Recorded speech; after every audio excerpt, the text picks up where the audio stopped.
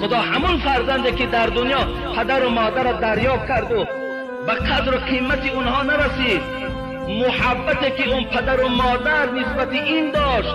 ببینید پدر و مادر چی 1 ساله باشی چی 50 ساله باشی، به نام خدا محبتش کنده نمیشود است و تا مردن تا دوستت میدارد. اگرچه امروز ما محبتی پدر و مادر را عوض کردیم با محبتی زن و فرزندها ما.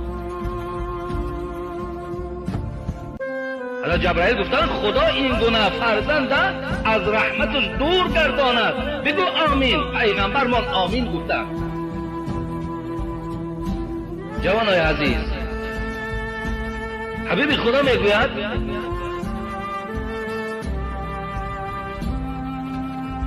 من بر والدی طوبی له زاد الله فی عمری. هر کسی که پدر و مادر حرمت میکنه،